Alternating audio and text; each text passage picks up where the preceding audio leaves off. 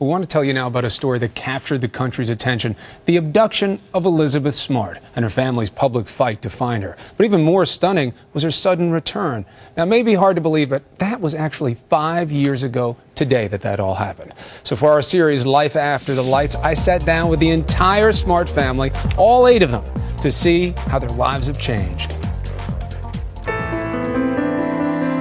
June 5th, 2002. 14-year-old Elizabeth Smart is snatched from her suburban Utah bedroom. Her alleged abductor, Brian David Mitchell, a drifter who had done odd jobs around the Smart home. For months, the Smart family joins with neighbors and volunteers to search for the missing girl. Then, on March 12, 2003, as hopes fade that Elizabeth will ever be found, a miracle. An elderly couple spots a man who matches Mitchell's description, and with him, a disguised and frightened Elizabeth. And when they opened the door and she was there, I couldn't believe it. Within hours, Elizabeth, who had reportedly been forced to live for months as Mitchell's young wife, is reunited with her elated family. And Mitchell and his alleged partner in kidnapping crime, Wanda Eileen Barzee, are behind bars. Today, Elizabeth, now 20 years old, is a sophomore in college. A music major at BYU, she's dating and enjoying a new lease on life. So, let's begin with life now. Elizabeth, how's college? It's great.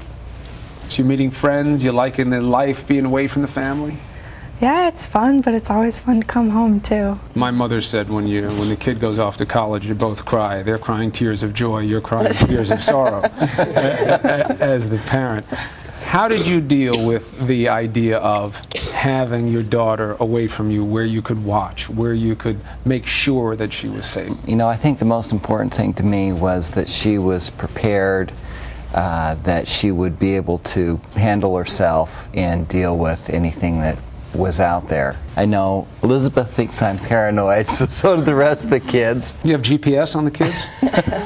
You have chips in the arm? I don't. I think they think I do. Elizabeth's younger sister, Mary Catherine, who was 9 years old at the time of the kidnapping and who actually witnessed Elizabeth being abducted, is now 15. You didn't want to take the self-defense course. Dad's trying to prepare you guys for what could happen in the world. You lived through what happened with your sister. You don't want to take the self-defense course. Why? I don't know, it just feels sort of stupid. I don't think anything will happen to me, really. It's already happened, I mean. Do people know who you are? I think so. Most of the time, yes. How do you deal with that? A lot of the time, people don't say anything. They just kind of get that look on their face, and they're staring, and sometimes they'll point. You just keep on going. And then if someone comes up to me and says, "We prayed for you," I say, "Thank you very much. We couldn't have done it without everyone's prayers and support," and keep going. Elizabeth's alleged abductors have yet to stand trial. If and when they do, Elizabeth says she's ready to testify against them. I could handle it because, I mean, I don't think I really want to, but I don't want them ever out because I really believe that they wouldn't stop. If they were to be released, I think they would come back and they would try to come back after me. I don't think that any child or any human should ever be in danger of having that happen again. And if they wouldn't get to me, they would try to get to someone else, and I don't think anyone should be put in that kind of position. And while Elizabeth says she's forgiven Mitchell and Barzee, she and her family will never forget. So many families in your position, forgiveness would not be in their emotional vocabulary. How do you manage to forgive? In order to move on, one must forgive. It's interesting, because as the parent, I say, I see that face. I could never look at it without rage. I could never. I will blame forever. They took something from me, even though I got it back. Absolutely. And we don't forget. We don't forget what's happened, but we have to move forward. And in order to move forward, we have to let the past go. Today, Elizabeth is working with the Justice Department on a book about her experiences as a kidnapping survivor. She's also working with her father to push for new legislation aimed at cracking down on child predators. For those who prayed for Elizabeth 5 years ago, who followed her story and rejoiced in her homecoming, a grown-up Elizabeth has a message. What do you want them to know about Elizabeth Smart?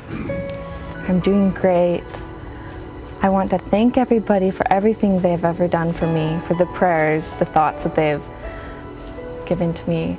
I truly appreciate it, and I love being alive. I love being here. I'm excited for my life ahead of me.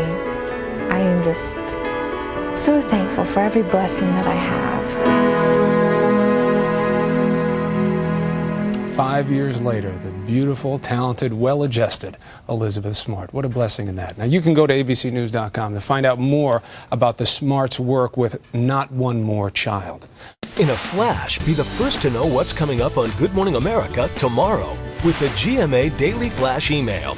All the great insider details you want to know from GMA. Go to abcnews.com, click the GMA page, and sign up for the Daily Flash. And you can even enter to win the weekly GMA Flash gift bag giveaway. Sign up now.